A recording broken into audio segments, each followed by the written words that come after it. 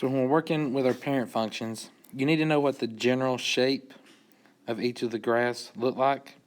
So I'll start with tangent function. So tangent typically goes through the origin,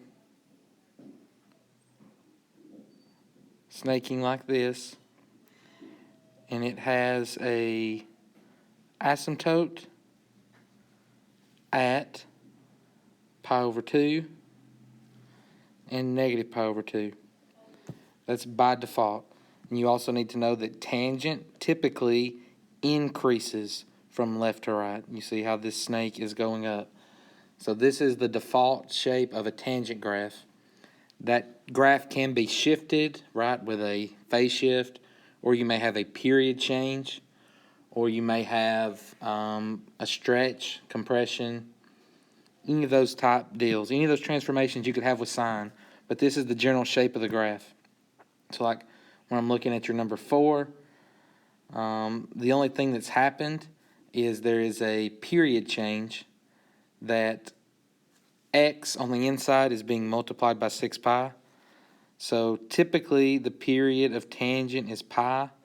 If I divide that by 6 pi though, now I'm left with the fraction 1 over 6, which means the asymptotes that used to be at pi over 2, same thing, you could divide this by 6 pi.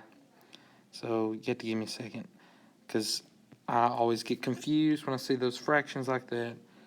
I hate fractions inside fractions. So this is pi over 2 multiplied by the reciprocal. There we go. Now the pi's cancel, and I'm left with 1 over 12. So the asymptote that used to be at pi over 2 should now be at 1/12. And those are really the key characteristics you're looking for in that graph. Now for cotangent, cotangent typically has an asymptote at 0 and at pi. And this graph decreases from left to right. So this is what a typical cotangent graph looks like. And again, you have the same transformations that could have occurred previously. But that's by default what a cotangent graph looks like. Okay, now for secant and cosecant. So the way I know which graph looks like which is I draw my original 2 trig functions, either sine or cosine. So I know a sine graph goes through the origin.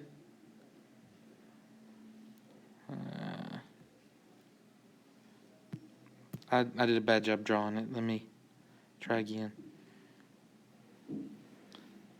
Okay, so normally sine goes through the origin here.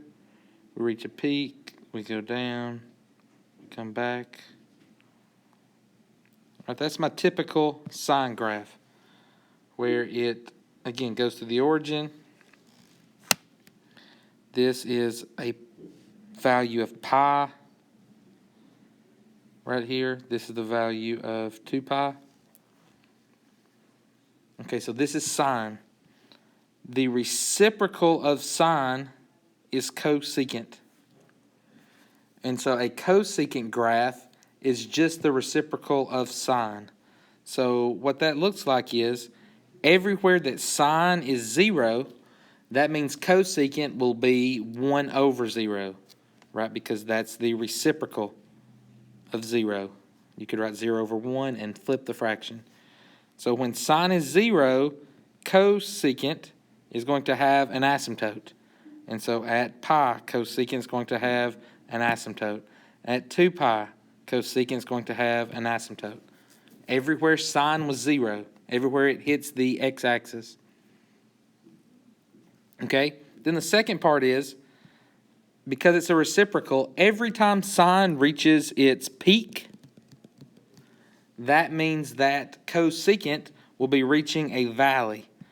So if sine looks like this, then between those asymptotes, cosecant is going to be a parabola shape that's up there in green.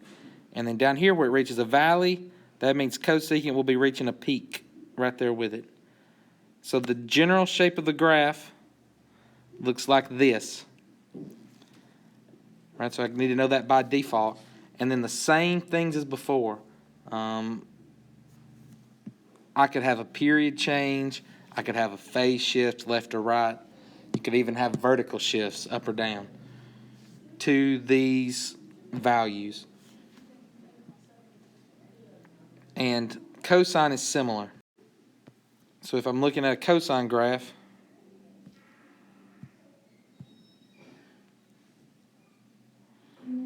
I know by default cosine starts at 0, 1, and then it goes down, up. So here's my cosine graph. Cosine has a value of 0 at pi over 2 and at 3 pi over 2. So by default, that is where the asymptotes of its reciprocal secant would be. So again, it follows the same logic as the sine graph with the cosecant. So it has asymptotes where cosine was 0, and then it has valleys when cosine has a peak, and it has a peak when cosine has a valley. Right, so the graph of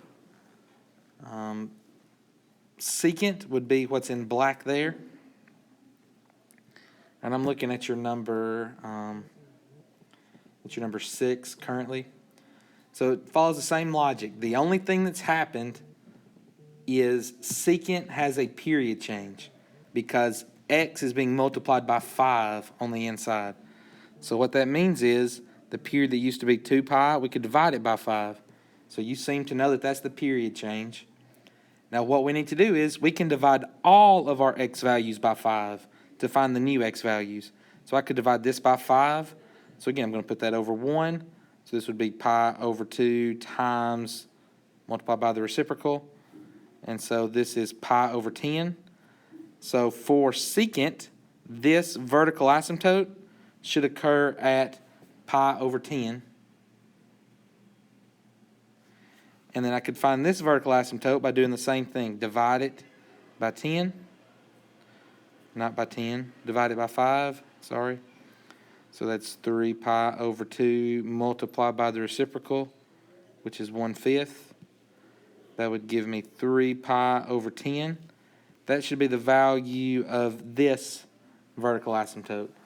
So when I'm looking for where that occurs at, it looks like 3 pi over 10 is on all of them. Good morning, teachers and students.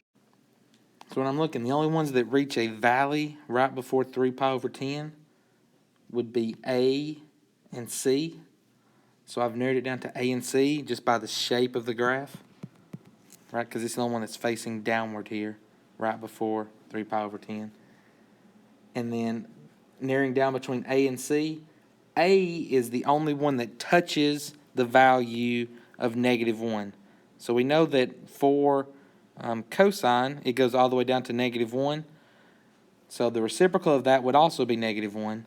So on A, the graph actually touches -1, as it should have, where on C, it doesn't reach its peak quite at -1. It's a little bit beneath it. So that means C has had a stretch or a compression to get there.